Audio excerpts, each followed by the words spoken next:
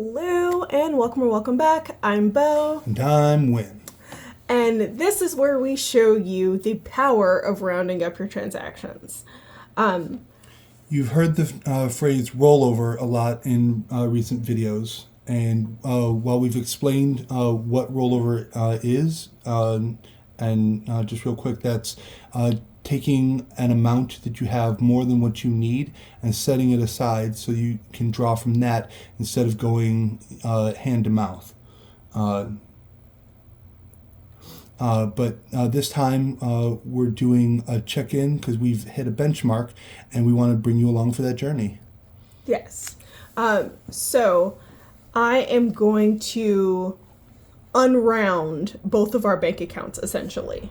And this was a little bit of a frustrating math. It's a little bit of frustrating math, but we got through it. Okay, so we're going to start with my bank account. So I know this is complicated, but just bear with me, okay? And if you need to rewind, go ahead. We'll be right here waiting for you. Okay, so we start with my checking account. I have a checking account with Ally Bank. Currently, my checking account balance is $2,720.29. And then I have my Ally savings buffer. So what I do is, and I do this, this happens in both of our accounts. Whenever my checking account hits over $3,000, whatever is left over that gets transferred to my savings account. But that doesn't mean that it goes in a bucket. So things get categorized from that buffer into all the different savings categories. So this is the amount of money that is in my savings account, but not in buckets or in savings categories. So that is $962.45. And then I have another checking account.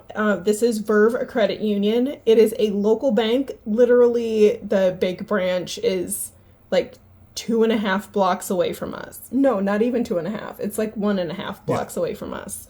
And this is where I withdraw the money that I'm going to be cash stuffing, which is basically just in groceries right now. So that is currently at $277.30.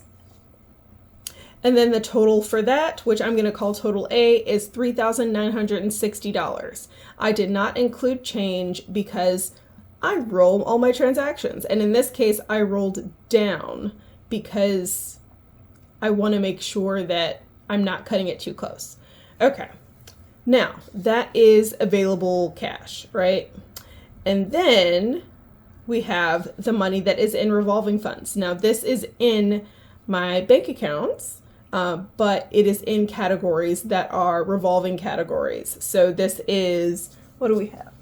What do we have in revolving categories? Sorry for shuffling the papers.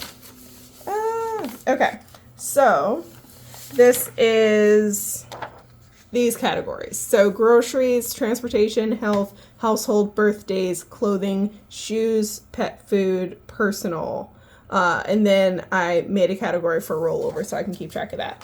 Okay, so all of those revolving funds currently add up to $727. Of course, rounded because that's how I roll. I see what you did there. Yeah, you did. Okay, so on this credit card, Citi Double Cash credit card, I currently owe $13.07. This will absolutely be paid in the next a few days, really when I do the next check-in. So that's fine. There's no interest or anything, but that is on Netflix, I believe. I believe that's Netflix. That sounds right. Yeah. Which on my budget, you see it as $14 because I round up anything that comes out of my budget. And then we have Costco City credit card. So that is $3.31 total. That was hot dogs at Costco for me and Win. I always round it up. So you'll see like the $4 for dining out in there. And then one of my other credit cards, Amazon Chase credit card, I don't owe anything currently. And Capital One credit card, It's at $88.74, which is the Walmart grocery pickup for this coming week. And then we have the unbudgeted paycheck for next week. So that is $1,240.20. So that is the paycheck that I have received but has not been budgeted yet. That is going to be budgeted on the 14th. So the total for this category, for this group of things, which is money that is not available for rollover, that's $2,073. And that was rounded up because it's being taken out of the equation. Okay, so total A, again, recap, $3,960. Total B, $2,073. We're subtracting that, so total A minus total B equals total C, which is $1,887. Still with me? Okay. So fantastic. Yes, what I have currently available minus what I owe to either revolving funds or to next paycheck's budget equals this total C. Now, we get total C, which again is $1,887, minus what we still have remaining to come out this budget from my bank accounts. That's $423, and that equals $1,464. So that is the total that could be rolled over to the next paycheck. Okay, so on the bow side of things. Yes, on the bow side of things. So that is what's remaining in my bank accounts that could still be rolled over to the next paycheck. Now, this money, this $1,464, this is entirely from rounding up transactions. That's what that is. That is rounding up transactions and never going back and putting that money back in the budget for the past year, basically. Year and a half. From the past year and a half. That's roundups. It adds up, y'all. It adds up. It's worth a shot if you are interested in mysteriously making yourself save money. Which is basically what that is. So, okay, now we're going to Wynn's bank account. So, Wynn. Yes. We've got $1,697 and 92 cents in my Ally checking at the moment. Yep. We've got $4,221 and 40 cents in my Ally for my Ally savings buffer, which again is money that is in a savings account but not in a bucket. It hasn't been categorized yet. So all the savings challenges, that's not what this is. My emergency fund, that's not what this is. This is, as you said, what's left over. Yes. For a grand total of $5,919, which we are of course rounding. Yes. Because it's working out. Yes. Then I've got my upcoming as yet unbudgeted paycheck, $1,988 and 97 cents. And that's that total rounded.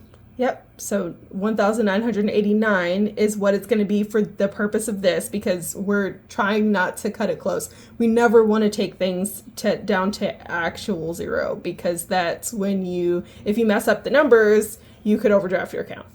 And we don't do that. Yeah, we don't play at that. Okay. So the total D minus total E leaves us with 3,930 for total F.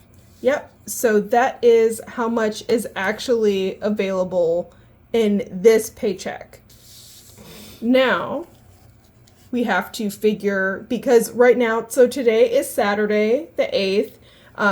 The check-in, even though we're posting it today, was actually from the transactions leading up to Thursday.